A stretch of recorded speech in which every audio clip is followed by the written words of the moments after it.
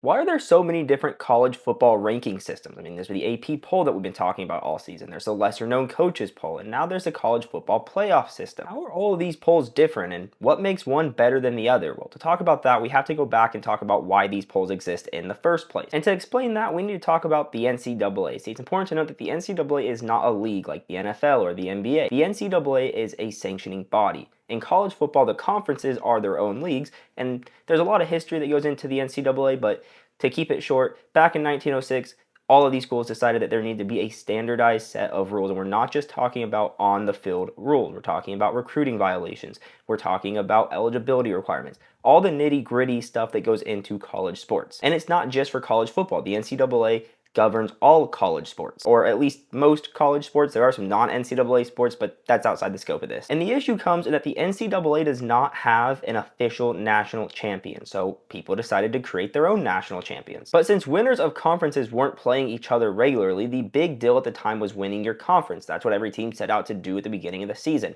And as bowl games became bigger and bigger, not only win their conference, but win those bowl games. And because the conference champions weren't playing each other, there had to be a way to determine who the winner was. And they couldn't figure it out on the field, obviously, so people started doing polls. And the biggest of these polls was the AP poll. And the very first AP poll was ranked mid-season in October of 1936. And a fun fact, it actually only had 20 teams ranked back then. But how does the AP poll work? Well, what happens is there are different AP poll voters. And these AP poll voters are all members or are all beat writers for different college football teams. And every Saturday night during the season, after games have finished, they will rank their own 1 through 25. So each college beat reporter that is an AP voter will make their own rankings 1 through 25. And then they send these to the AP. And if you're unsure what the AP is just the Associated Press, which is an association of different press organizations and a kind of a media company on its own. It's known for being unbiased, but that's not this video. So after the AP gets these rankings, they combine them all together, and a school gets a certain number of points based on where they are in somebody's AP poll. So,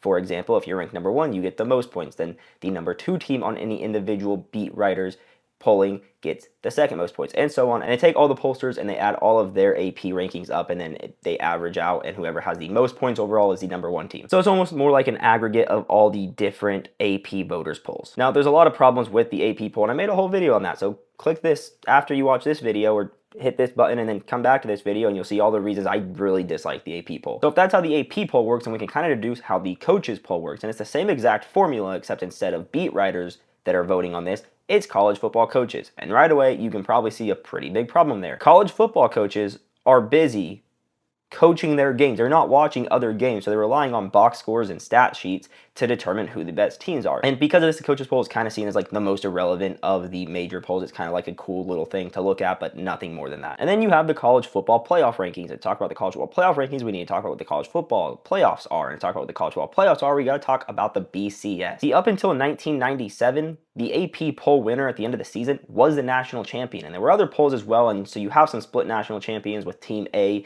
that was number 1 in the AP claiming the AP national champion, and Team B was number 1 in a different poll, so they called themselves a national champion. But AP championships are what people are mainly talking about when they're talking about national championships. But eventually, college football decided that they needed to settle the national champion on the field instead of with voters' polls. So in the 1998 season, they start the BCS system, and the BCS system was kind of weird. It was half computer, half poll. Now, the BCS system was pretty complex. There wasn't just a national championship. There were other bowl games as well with automatic bursts, but they weren't part of the national championship. There was no playoff at the time.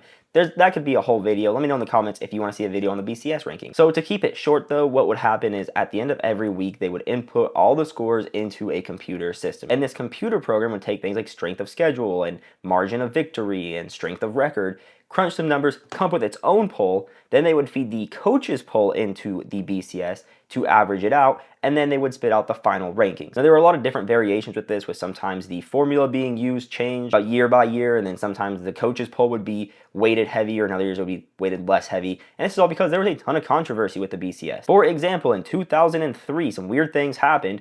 To keep it short, USC was ranked number 2 in the AP poll for most of the year, but the Pac-10 didn't have a conference championship game at the time. So Oklahoma and LSU end up jumping them in conference championship game week, even though Oklahoma lost the conference championship game. USC would fall to number 3 in the BCS and not get a chance to play for the national championship, but they maintained their number 1 ranking in the AP poll, and they claimed that AP poll national championship. Now, to defend USC here, a lot of teams have claimed different national championships throughout the year. Look at Auburn this year, claimed 9 national championships that they didn't claim before. Claimed national championships could be its own video. It's a weird, quirky part of college football. But hey, these controversies probably didn't show up too often, right? No. It happened the next year too. But the next year, USC benefited from this.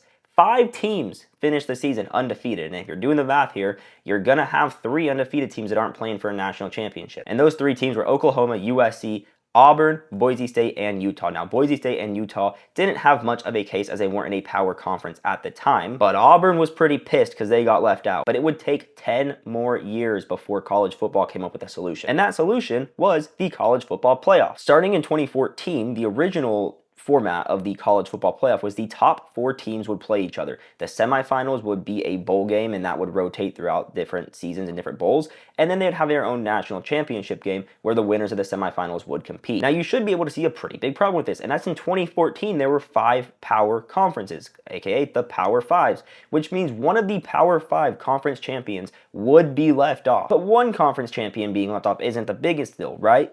Well, it got worse. In 2017, Alabama and Georgia both make it into the college football playoff.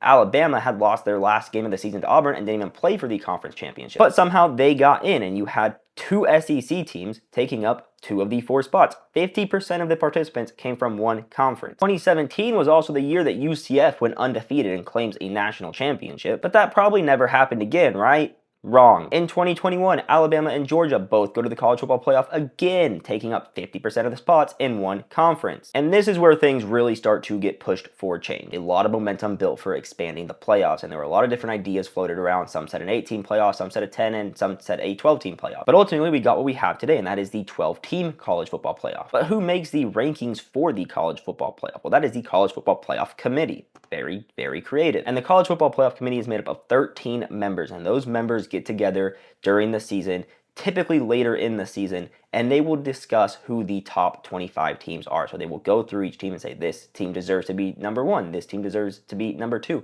But instead of voting on it, they actually discuss it and come to a decision as a unified group. Now, in the 4-team era, it was just the top 4 teams that would get in regardless of conference championship status. Now with the 12-team playoff format, the top 5 conference championship game winners, so your Power 4 plus your best group of 5 team, automatically get in. And last year, in the first year of the expanded playoffs, the top 4 conference winners got automatic buys. This year, they changed that to be just the top 4 ranked team. Now, in my opinion, I think the college football playoff rankings are the best rankings that we currently have. And that is because instead of voting in your room and sending it off and possibly overlooking something or having an outlier that affects the polls, you have a unified group discussing it together. They're bouncing ideas off of each other. They're coming to a decision as a group. And it becomes a lot harder to overlook a team if 10 other members are saying, wait a minute, what about this game? And then you can discuss that particular game and decide if that team should be ranked higher or lower. And then if we're ranking the polls, I'm going to put the AP poll at 2 because at least the members can theoretically watch games,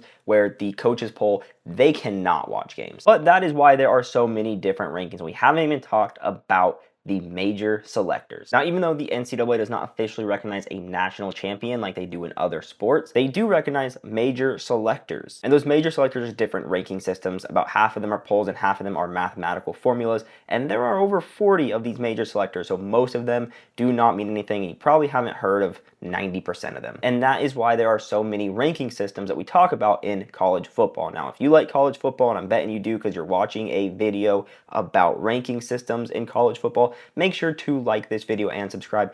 Pushes this video out to more people. And my goal is to grow this channel as big as possible. We're starting small and we're trying to work our way up. I'd love to be able to give you guys more content, and the way to do that is to make the channel grow. So make sure to like, subscribe, all of that stuff. Share this to your friends. Tell a friend about it. Do anything, get this channel going.